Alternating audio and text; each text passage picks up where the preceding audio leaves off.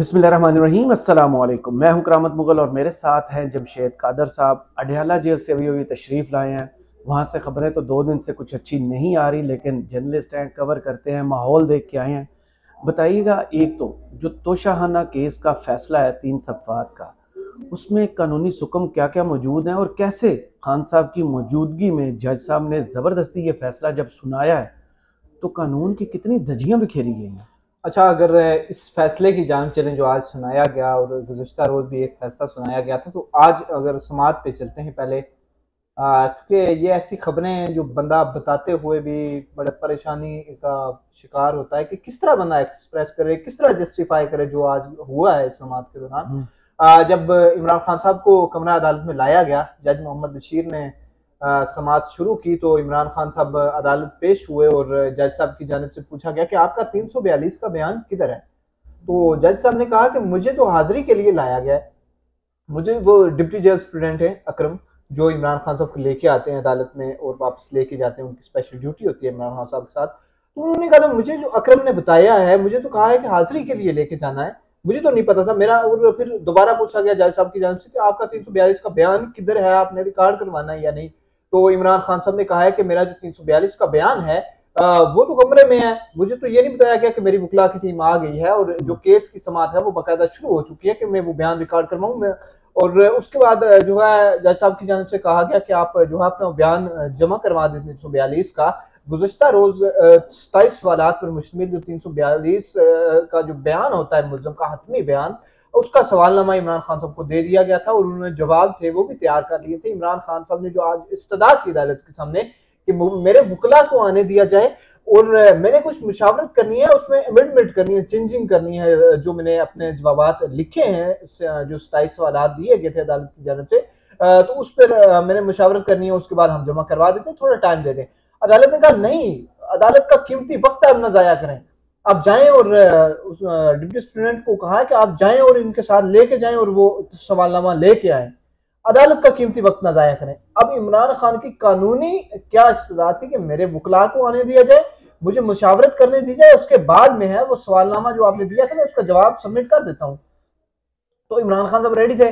और अमूमन अगर बात करें ना, जब से जेल ट्रायल चल रहा है 2-3 महीने से, ये जो है अडयाला जेल में समातें हो रही है, तो 11 बजे जो है वो समात शुरू होती है, 10:30 के बाद 11 बजे। आज जज साहब 9 बजे ही जल्दी में थे, 9:30 बजे जज साहब ने ये जो आज कार्रवाई थी वो डाल दी थी अपनी।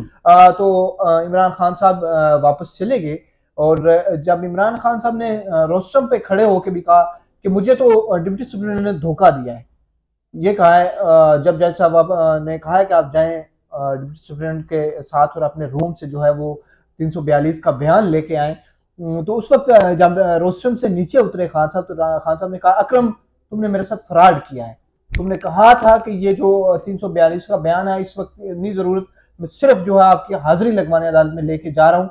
जिसके बाद खान साहब चले गए और तकरीबन 5 से 7 मिनट बाद जो डिप्टी स्टूडेंट थे अकरम वो वापस आए। उन्होंने अदालत को आगाह किया, खान साहब कह रहे हैं कि जब मेरे वकला आ जाएंगे तो मैं आ जाऊंगा, उससे पहले नहीं आता। तो स्ट्रेट अवे जज साहब ने जो हकर होता है, आवाज लगाता है, जो पुकारा कहते हैं उसे हम अपनी जुबान में, तो उसने केस कॉल किया इमरान खान बनाम नैब। तो उसके बाद जो है अदालत ने अपना फैसला जो सुनाना शुरू कर दिया, फैसला सुनाना डायरेक्ट शुरू कर दिया। जी, डायरेक्ट फैसला सुनाया गया बगैर 342 के बयान। कल वाला जो एपिसोड था वो आज रिपीट किया गया, लेकिन आज वाले एपिसोड में यह था कि कल जो है दोनों मुल्जमान अदालत में मौजूद थे। एक मुल्जम का 342 का बयान कलमबंद हो चुका था, दूसरा लिख रहा था। आज दोनों मुल्जमान अदालत में मौजूद नहीं थे, गैर मौजूदगी में सुना दिया ना। बुशरा भी आज उनकी तो अटेंडेंस ही नहीं लगी, वो तो पहुंची नहीं थी, उनसे पहले फैसला सुनाया गया। और इमरान खान साहब इस वेट में थे कि उनके वकला आए और वो कमरा अदालत में आए और वो फैसला सुने। तो दोनों मुल्जमान की गैर मौजूदगी में, 342 के बयान की गैर मौजूदगी में, फाइनल आर्गूमेंट्स के बगैर, जिरा के बगैर, जवाब के बगैर, ये जो है तोशाखाना का जो फैसला है कभी आपने देखा था? आपको मैं बताऊं, अगर तारीख नैब की, एहतसाब अदालत की, तो एहतसाब अदालत में आज एक जो है तेज तरीन रिकॉर्ड बना है। रिकॉर्ड एहतसाब अदालत की हिस्ट्री में 19 दिसंबर को ये रेफरेंस फाइल हुआ, 19 दिसंबर 2023 को 43 डेज, 1 मंथ एंड 12 डेज। अगर पिछले क्योंकि 31 का था दिसंबर, तो 43 दिन बनते हैं जिनमें रेफरेंस फाइल होने के बाद मुल्जमान को सजा हो गई और उन्हें मुजरम बना दिया गया 43 दिन में। और हक दिफा भी नहीं दिया गया। हक दिफा नहीं, वो तो देते तो फिर 43 दिन में मैनेज कैसे होता। 43 दिन में नहीं, मैनेज 4-5 दिन में हुआ है, जो भी हुआ है सारा काम जो है।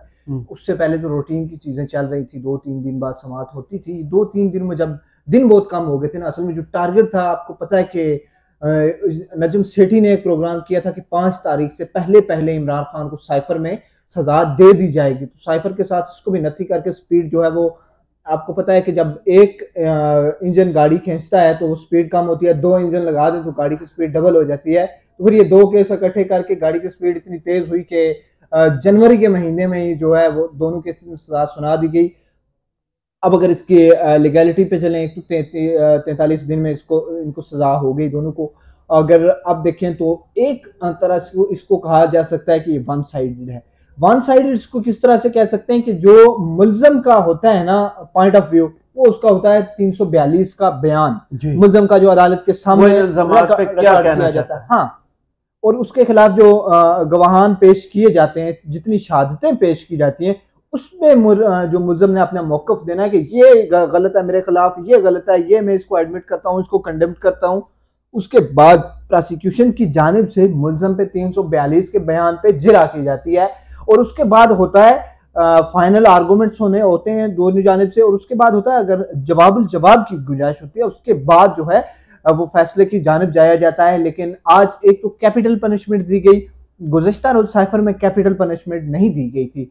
अगर कैपिटल पनिशमेंट दी जाती या उस सजाए मौत थी या 14 साल कैद थी, लेकिन उन जज साहब ने थोड़ा सा लिहाज रखा कि उस सजा को 10 साल तक किया। लेकिन आज नैब के केस में 14 साल कैपिटल पनिशमेंट, तो सुप्रीम कोर्ट बोल चुकी थी 2 साल से ज्यादा नहीं हो सकती साइफर में। तो लेकिन वहां तो कानून की धज्जियां ऐसे बगैर कि सुप्रीम कोर्ट के फैसले के ऊपर उन्होंने फैसला दिया ना, वो तो चले जमानत हो चुकी थी, अलग कंडक्ट था, वो तो सारी आज ओवरऑल माहौल कमरा अदालत का क्या था? खान साहब के आने से पहले, खान साहब के बाद, क्या माहौल क्या था? माहौल, खान साहब ज़हनी तौर पे तैयार थे। अच्छा, वो गुज़श्ता रोज बुशरा बीबी भी अपनी गिरफ्तारी देने के लिए तैयार थी। उन्होंने गुज़श्ता रोज जो मिसाल यूसुफ ज़ही हैं वकील अपनी, उन्हें बता दिया था कि मुझे अगर ये आज गिरफ्तार करते हैं, उन्होंने करें गिरफ्तार कर ले। उन्होंने अपनी चीज़ें जो उन्हें जेल में ज़रूरत थी वो लिखवा दी थी। कल ही वो ज़हनी तौर पे तैयार थी, अगर कल फैसला होता तो वो कमरा अदालत के अंदर कल ही गिरफ्तारी अपनी दे देती। और इमरान खान साहब भी ज़हनी तौर पे मुकम्मल तैयार थे। उन्होंने कल ही तोशा खाना की समाअत में कहा था कि जज साहब अगर आपने सजा डबल करनी है, मुझे सुबह 10 साल की कैद हो चुकी है तो आप भी दे दें। और जज साहब ने आज भी ये इमरान खान साहब ने जज साहब को आज भी यही कहा है कि आपने सजा देनी है, आप सजा दे दें। मेरे वकला आएंगे तो मैं उनकी मौजूदगी में वकला नहीं पेश हुए या आने नहीं दिया गया। वकला जो हैं, जिस वक्त मैं बाहर पहुंचा तो खालिद यूसुफ चौधरी वहां पे मौजूद थे, अभी आपको सलाम करके गुजर गए। हाँ, वो वहां पे मौजूद थे। तो दूसरी जानिब अगर देखा जाए तो वकला, क्योंकि एक टाइम है ना, अगर 2-2.5 महीने से 11 बजे समाअत हो रही है, रात जज साहब का बीपी 180 था, अल्लाह पाक उन्हें सेहत दे, वो 180 बीपी था, वो हॉस्पिटल मुंतकिल हो गए थे। तो सुबह किसी के वहमो गुमान में नहीं था कि 9, 9:15 बजे इस पे फैसला आ जाएगा, क्योंकि वकला जो है वो समाअत अगर 11 बजे शुरू होती है, गुज़श्ता रोज भी इस पे जो है वो एतराज आयद किया गया था कमरा अदालत में कि 10 बजे से पहले वकला को अंदर नहीं जाने दिया जाता, क्योंकि जेल अमले को बताया गया है कि जो समाअत होती है वो 10 बजे के बाद होती है, लिहाजा 10 बजे के बाद ही वकला को अडयाला जेल के अंदर जाने दिया जाए। और यही हुआ कि आज भी वकला बाहर मौजूद थे, उनकी गैर मौजूदगी में ही जो है वो केस में सजा सुना दी गई। अब और दूसरी जो बड़ी बात यह है कि जो फाइन किया गया है 787 मिलियन ईच, जो टोटल मतलब लगाया गया था तखमीना, वो पूरे का पूरा फाइन कर दिया गया है दोनों मुल्जमान पे। वो तो आपने स्टोरी बताई थी हमें, तखमीना कैसे लगा और वो कौन था और कहाँ से लगवाया गया, वो थोड़ा सा, लेकिन उस पे जिया नहीं ना करने दी गई। बैकग्राउंड थोड़ा सा याद करवाएं कि वो कौन था जिसको पता नहीं था हीरे की इकाई क्या है, वो कैरेट है, ग्राम है, कौन सा इंडियन उसमें वो कबाड़िया आ गया था जिसके कबाड़ खाने से वो बंदा ढूंढ के लाए थे। थोड़ा सा बैकग्राउंड उस समात पे चलते हैं पीछे। हाँ। जब उस बंदे को लाया गया नैब की जानिब से, नाम जो है वो जहन में मेरे इस वक्त नहीं आ रहा, काफी चीजें मिक्स हो गई हैं। उसके बाद जो है उस शख्स को नैब की जानिब से गवाह बना के लाया गया था कि हमने लोगों ने जो सरकारी असेसमेंट लगवाई है वो इस बंदे से लगवाई है। उस बंदे ने जो असेसमेंट लगाई गई थी 1,80,00,000 रुपए, जब तोशा खाना से तहफ़ लिए गए तो उसकी असेसमेंट लगाई थी 1,80,00,000 रुपए, तो 18 मिलियन रुपए। तो जब उस बंदे ने असेसमेंट लगाई 1,80,00,000 को 300 करोड़ रुपए कर दी। वो बंदा कौन था? उस बंदे ने आके अदालत में बयान दिया कि मैं पार्ट टाइम सेलमैन, जब मुझे दूसरा काम नहीं होता, इसका मतलब ये होता है कि जब मुझे दूसरा काम नहीं होता तो मैं ये काम कर लेता हूँ। और वो उसके अलावा जो है वो स्क्रैप का काम भी करता था। ये बात भी कमरा अदालत में सामने आई। और इसके साथ साथ वो जो कंपनी थी ना, वो कंपनी थी इंडियन हिंदू की, जिस कंपनी का वो अपने आप को एम्प्लॉय शो कर रहा था। और वो जो शख्स था वो अपने कंपनी के सीईओ का नाम नहीं जानता था। उसने बताया था कि मुझे सीईओ का नाम नहीं पता, अलबत्ता एचआर को मैं जानता हूँ। यहां तक उस बंदे की अप्रोच थी। और जब मैंने उस दिन भी वाकया सुनाया था अपने देखने वालों को भी और आपको भी कि एक अंगूठी जो है वो शहबाज खोसा साहब ने उतार के दी थी कि इसको असेस करके बताओ। उन्होंने कहा जी इसको मैं तब तक नहीं बता सकता जब आप इसकी मुझे डिटेल्स नहीं देंगे। तो जो उस शख्स ने जो असेसमेंट लगाई थी तहफ़ की, उसने एक फोटोग्राफ देख के असेसमेंट लगाई थी। जो 18 मिलियन के तहफ़ को 300 करोड़ किया था, उसने फोटो देख के लगाई थी। और वो हाथ में मौजूद अंगूठी को देख के असेसमेंट नहीं लगा सकता था। ये उस की जो अहलियत थी वो मैट्रिक पास था गालिबन।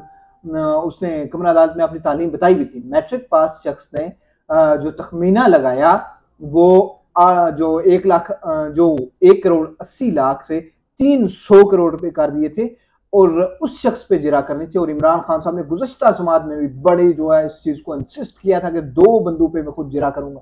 एक इनाम शाह जो सिक्योरिटी इंचार्ज थे बनीगाला के, उन पे जिरा करूंगा, और दूसरा उस शख्स पे जिरा करूंगा जिस शख्स ने ये जो है ना वो 1,80,00,000 को 300 करोड़ किया है। इन दोनों पे मैंने जिरा करनी है। और खान साहब ने कल जो सबसे ज्यादा जिस चीज पे फोकस किया था कल वाली समात में, खान साहब ने कहा था कि मेरे पास वो जो है ना ओरिजिनल डॉक्यूमेंट, इसकी जो मालियत है ना वो ओरिजिनल डॉक्यूमेंट मेरे पास है, मुझे मिल गया है, वो मैंने अदालत के सामने जो है ना अपने एविडेंस में पेश करना है। तो उतना तो आज खैर मौका देना भी किसने था और वो मौका दिया भी नहीं गया एविडेंस का। 342 का बयान ही जब रह गया तो 300 वो एविडेंस तो उसके बाद आते हैं ना, 342 के बयान के बाद अदालत जब वो रिकॉर्ड हो जाता है। आज खान साहब ने मीडिया से इंटरेक्शन किया या नहीं? नहीं, खान साहब आज वही आए सामने ऊपर जिस रोस्टरम पे बुलाया और वापस, क्योंकि उन्हें डिप्टी सुप्रीटेंडेंट ले गए थे कागज उठाने के लिए वापस, तो उस वक्त वापस आए और जाते हुए यही कहा था कि ये उन्होंने कहा था कि सजा देनी है, मुझे पता है, वो ज़हनी तौर पे तैयार थे। और जब वो जा रहे थे तो उनके कलमात में पहले आपको बता चुका हूँ कि अकरम तुमने मेरे साथ धोखा किया है, तुमने मुझे कहा था कि हाजिरी लगानी है। तो ये बड़ी अफसोसनाक सूरत हाल है। वो कहते होते ना कि जब justice rushed is justice crushed, तो वही हुआ है कि जितना तेजी से ये ट्रायल हुआ है तो वो तमाम तर जितने भी इस वीडियो में जमशेद इधर तक बात रखते हैं और अगली वीडियो में इसके बाद जो हम एपिसोड करने लगे हैं उसमें बुशरा बीबी कैसे पहुंची, क्या पैगाम पहुंचाया गया था और उन्होंने आके क्या जवाब दिया, उस पर बात करेंगे। और इसके साथ साथ जज बशीर साहब कौन है और जज अबुल हसनात मोहम्मद जुल्करनैन कौन है, उस पर थोड़ी सी बात। बहुत शुक्रिया, कमेंट्स बॉक्स में ज़रूर बताइए वीडियो आपको कैसी लगी। इजाज़त दीजिए, अल्लाह हाफ़िज़।